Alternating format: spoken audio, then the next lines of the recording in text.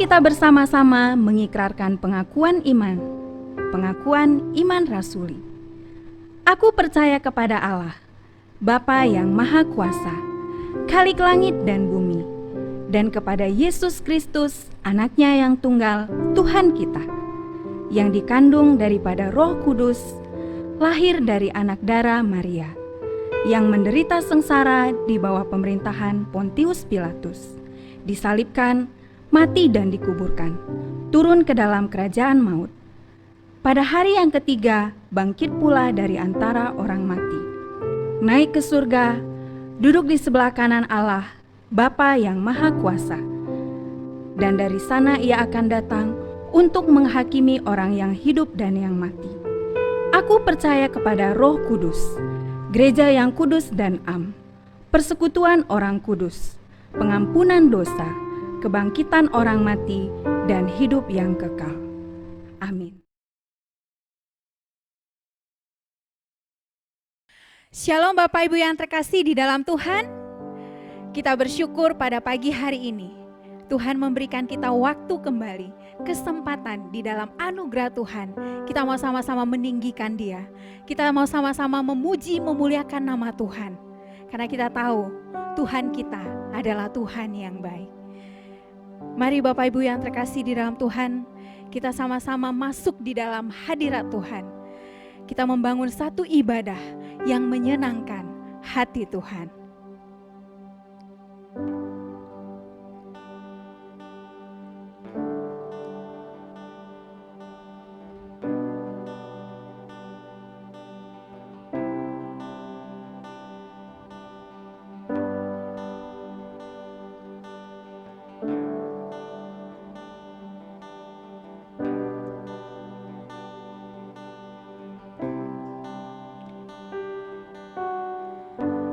Yesusku, penyelamatku, tiada yang seperti Engkau. Setiap hari ku memuji keajaiban kasih-Mu.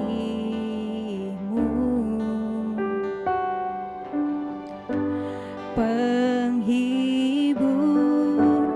pelindung, menara kekuatan.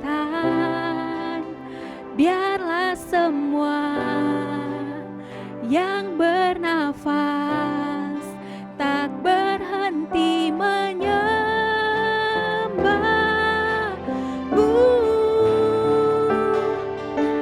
Nyanyi dan bersoraklah bagi Dia, pujian, hormat, kuasa bagi Raja. Gunung tunduk, laut bergelora, mendengar nama-Mu. Ku bersuka atas perbuatan-Mu, selamanya ku kasihi Engkau Tuhan. Tiada janji seperti yang ada padamu.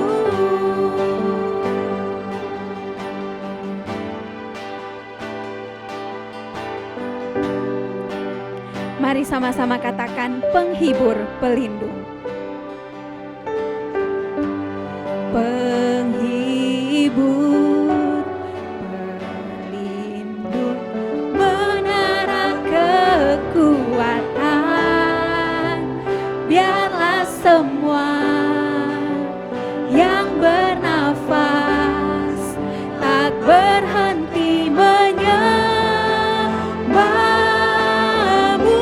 Mari angkat suaramu, nyanyi dan bersoraklah bagi Dia, pujian, hormat, kuasa bagi Raja. Gunung tunduk, laut bergelora, mendengar nama-Mu.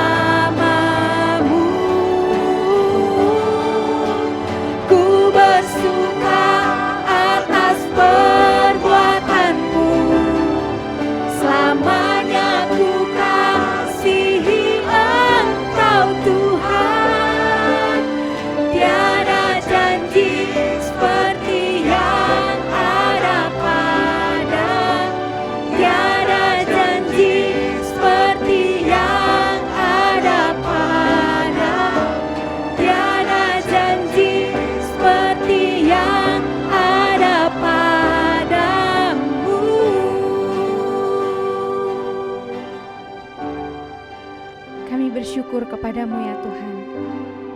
Kami tahu Engkau adalah Allah yang setia. Kami mau terus menaruh pengharapan kami hanya kepada Engkau saja ya Tuhan. Karena Engkau adalah penolong yang setia. Engkau adalah Allah kami.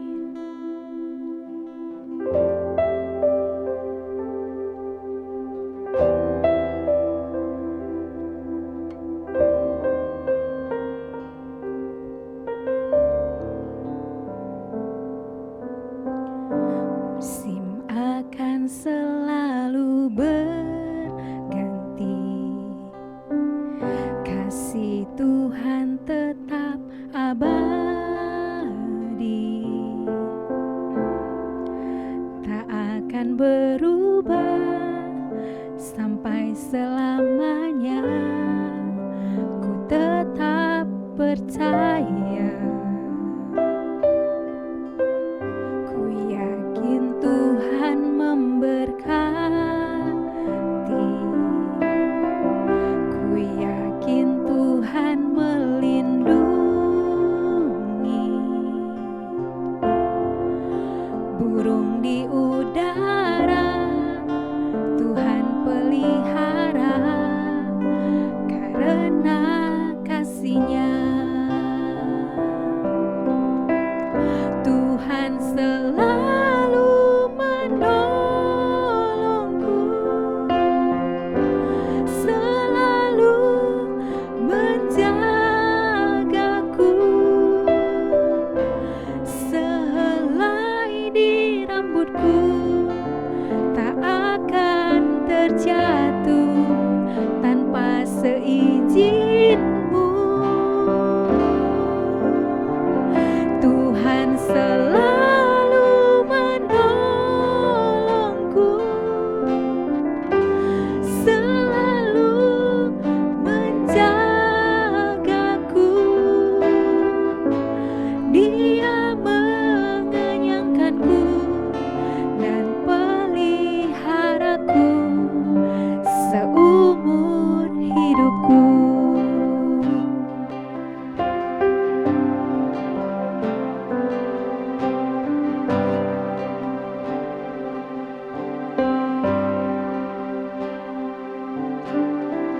Ku yakin Tuhan memberkati,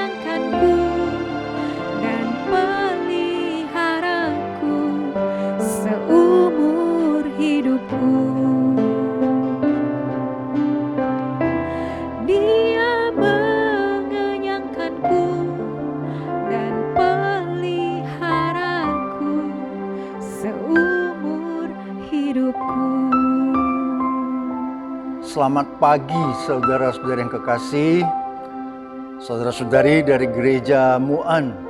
Sudah cukup lama kita tidak bertemu. Pertama ya saya juga sudah agak lama ya tidak pelayanan ke Mu'an, tapi juga karena pandemi ini sudah setahun lebih kita bisa ibadah online. Tapi syukurlah pagi hari ini kita boleh bersama-sama beribadah kepada Tuhan. Dan sebentar ini mari kita bersama-sama juga mendengarkan firman Tuhan. Saya mau mengatakan bahwa ibadah online sering sekali menjadi suatu ibadah yang memang ada kalanya tidak serius diikuti. Tapi mari kita secara serius walaupun kita di rumah masing-masing, mari kita duduk dengan baik sebagaimana kita mengikuti ibadah di gereja. Mari kita berdoa dulu. Bapa di surga, terima kasih kalau saat ini anak-anak-Mu dari gereja Mu'an boleh bersama-sama dengan hamba-Mu beribadah kepada Tuhan. Dan kami juga sama-sama akan merenungkan firman Tuhan. Kiranya Tuhan menolong supaya melalui firman Tuhan ini kami sama-sama diberkati dan juga sama-sama kami boleh memuliakan nama Tuhan. Terima kasih Bapa di surga, segala kepujian kepadamu. Dalam nama Yesus kami sudah berdoa. Amin. Kita membaca ada dua bagian firman Tuhan, yaitu dalam kitab Lukas pasal 8 ayat 16. Yang mengatakan, tidak ada orang yang menyalakan pelita lalu menutupinya dengan tempayan atau menempatkannya di bawah tempat tidur. Tetapi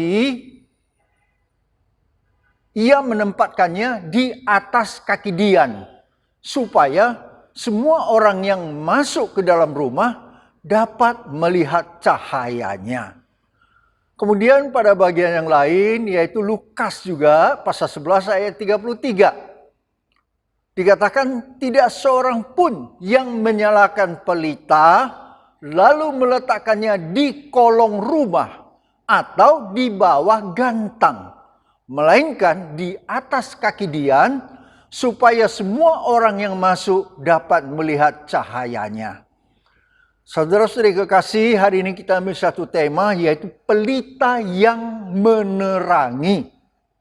Kita melihat dari dua bagian nas tadi yang sebenarnya juga tertulis dalam kitab Matius dan juga ada di dalam kitab Markus.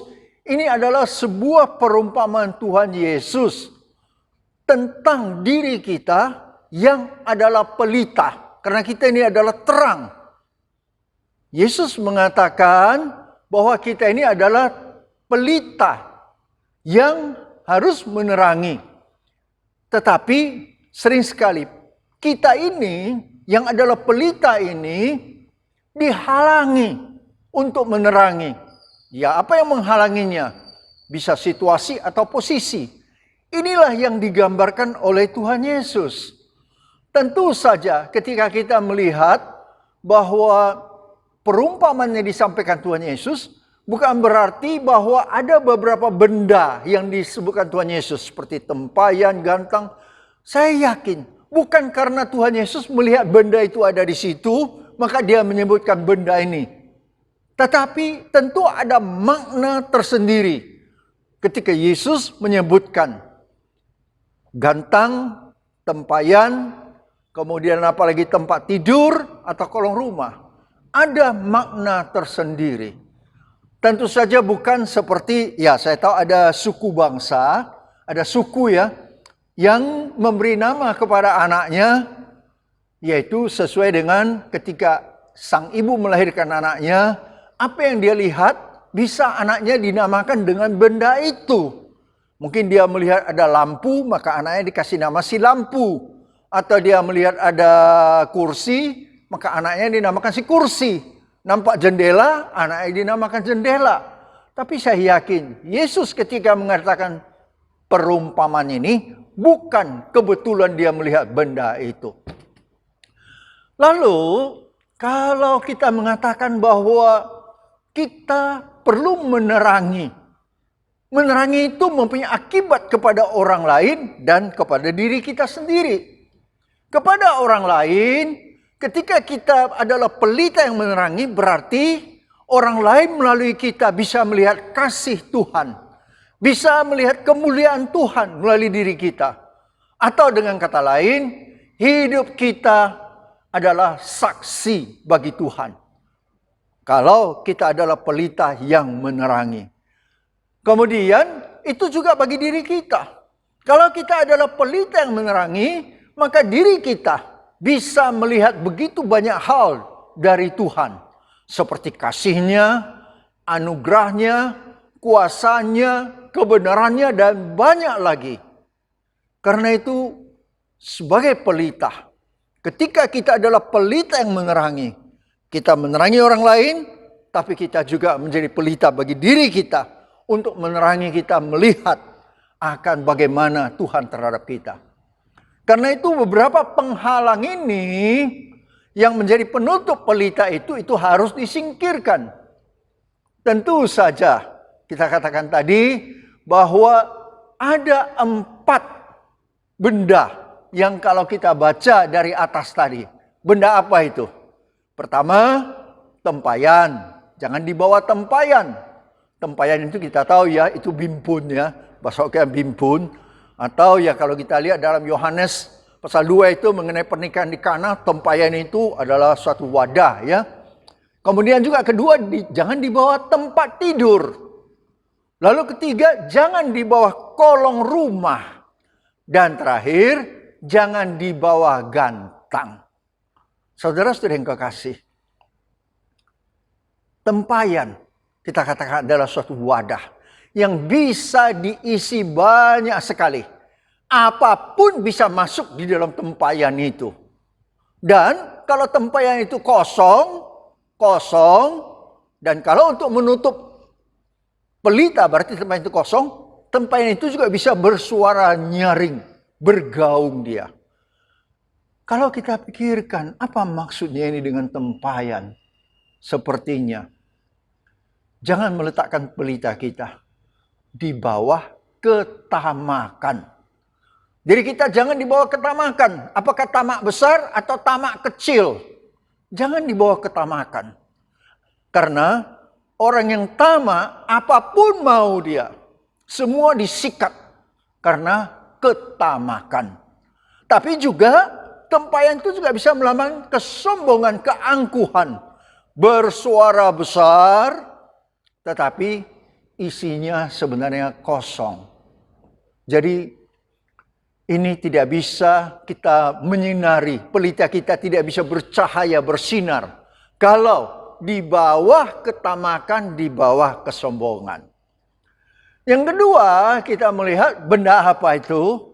Yaitu pelita kita jangan di bawah tempat tidur. Tempat tidur ini kenapa rupanya? Bukankah tempat tidur ini adalah tempat beristirahat? Tetapi kalau kita lihat dalam Amsal pasal 6 ayat 9 sampai 10, kita tahu apa itu tempat tidur, apa lambang apa itu. Amsal 6 pasal 6 ayat 9 sampai 10 mengatakan apa? Kita boleh lihat dalam Alkitab kita. Di sana dikatakan, "Hai pemalas, berapa lama lagi engkau berbaring? Bilakah engkau akan bangun dari tidurmu? Tidur sebentar lagi. Mengantuk sebentar lagi, melipat tangan sebentar lagi untuk tinggal berbaring."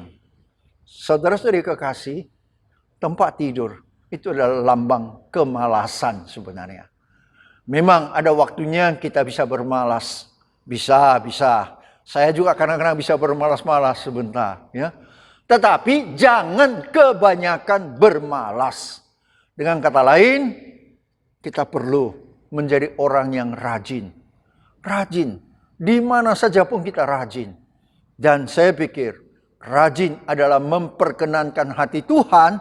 Dan rajin juga orang lain juga senang menerima kita. Orang lain senang melihat kita. Orang lain senang kepada orang yang rajin. Sehingga pelita kita itu benar-benar bisa menyinari. Bercahaya terang. Rajin macam-macam, bagi anak-anak sekolah mungkin rajin belajar. Bagi kita yang bekerja, rajin bekerja. Ibu-ibu di rumah juga rajin. Rajin ini adalah suatu hal yang benar-benar sangat-sangat positif. Pemalas biasanya selalu menjengkelkan. Dan orang pemalas juga selalu biasanya tidak bisa tepat waktu. Karena apa? Karena dia sering yaitu bermalas-malas. Buat apapun selalu lambat-lambat, malas-malas. Ini memang harus betul-betul dihindari, dibuang. Orang rajin, saya yakin adalah orang yang lebih sehat. Karena apa? Tubuh yang bergerak, pikiran yang diolah, itu membuat kesehatan kita pun meningkat. Dalam masa pandemi ini, jangan terlalu malas-malas. Perlu olahraga, perlu rajin. Kita bisa lebih sehat juga. Dan pelita kita akan menyinari. Selanjutnya yang ketiga, kalau kita lihat tadi dalam bacaan kita, yaitu apa yang ketiga ini? Yaitu kolong rumah. Kolong rumah. Mungkin sekarang ini kita sudah nggak punya kolong rumah ya. Nggak punya kolong rumah. Ya, kalau waktu saya kecil dulu, rumah saya ada kolongnya. Kebetulan rumah saya ada tiang, lalu di bawah itu ada kolong rumah. Atau mungkin ini juga kolong rumah adalah gudang di bawah tanah.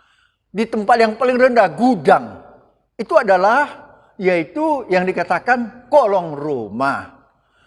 Apa yang ada di kolong rumah ini? Biasanya kolong rumah ini adalah tempat yang berantakan. Barang-barang yang sudah nggak dipakai, ya di sana lah ditaruh.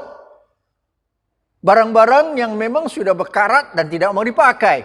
Dan di sana biasanya bersarang apa? Di sana bersarang tikus, kecoa, lipan, bahkan bisa ular juga. Ya. Jadi kalau pelita diletakkan di sana memang tidak bisa menyinari, tapi ini juga menunjukkan melambangkan apa? Yaitu terlalu banyak menyimpan kekotoran. Di dalam kolong rumah ini banyak sekali kekotoran. Mungkin banyak sekali kepahitan. Banyak sekali kebencian. Banyak sekali kemarahan. Dan kalau begitu, bagaimana kita bisa menyinari? Pelita kita tidak bisa menyinari. Kita tidak bisa menjadi saksi bagi Tuhan. Karena itu, jangan juga di bawah kolong rumah. Tempat yang benar-benar sangat-sangat tidak beres di sana. Itu harus dibersihkan dan jangan pelita ditaruh di sana. Selanjutnya yang keempat, yaitu apa? Gantang. Gantang, saudara-saudari kita tahu apa itu gantang. Mungkin saudara-saudari bisa menerkanya. Dan benar, gantang adalah alat ukuran. Bisa dinamakan liter. Kalau waktu saya kecil dulu, di tempat saya disebutkan namanya solup. Jadi biasanya gantang ini dipakai untuk mengukur. Ini ukuran. Dan ini harus pas-pas. Tidak boleh lebih, tidak boleh kurang. Sehingga orang yang menggunakan gantang, biasanya ya kalau dulu juga ada orang jual bensin di pinggir jalan pakai liter itu ya. Itu orang lihat harus pas-pas, jangan lebih, jangan kurang. Kalau beras, dulu di tempat saya jual beras bukan pakai kilo, tapi namanya pakai solup. Itu juga diisi sampai penuh, tapi kemudian pakai satu kayu lalu diratakan serap rata, baru dituangkan. Satu, begitulah diratakan. Artinya itu harus pas-pas. Tidak boleh lebih, tidak boleh kurang. Apa yang kita lihat pada gantang ini? Apa yang menonjol di sini? Yaitu sikap orang yang terlalu berkira-kira. Tidak boleh lebih kurang. Tidak bisa cincai-cincai. Benar-benar berkira-kira. Kalau bahasa Mandarin dikatakan cincin cicau. Saudara-saudari kekasih, orang ini biasa kalau gantang, yaitu terlalu menghitung jasanya. Terlalu menghitung jasa dan imbalan yang diperolehnya. Bahkan cenderung apa? Cenderung pelit. Dan tidak ada kemurahan sama sekali. Kalau dengan sikap demikian, bagaimana bisa menerangi? Kita anak-anak Tuhan. Kita harus tahu, bisa lebih bermurah hati. Bisa lebih bermurah hati.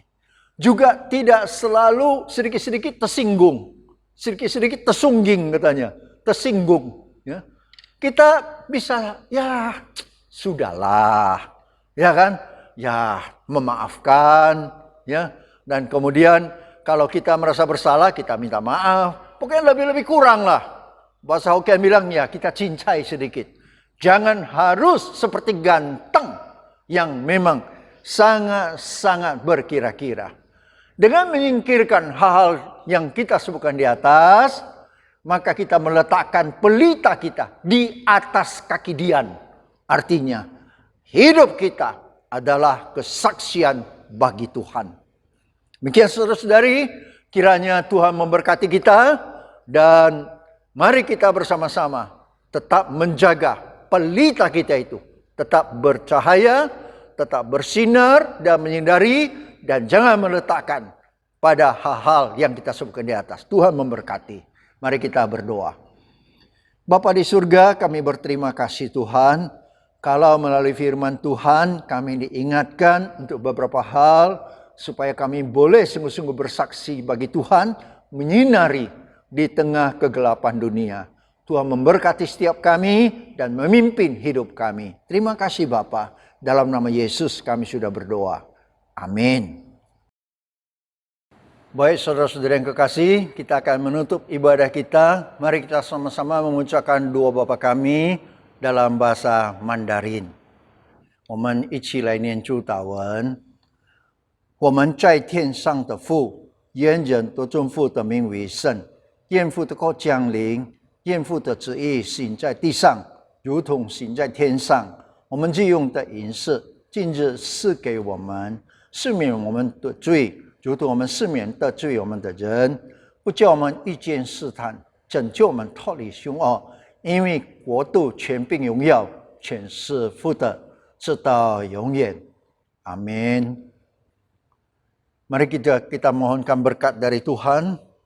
Kiranya anugerah Tuhan Yesus Kristus, kasih sayang Allah Bapa di surga, dan persekutuan dengan Roh Kudus, itulah yang menyertai saudara-saudari sekalian dari saat ini sampai selama-lamanya.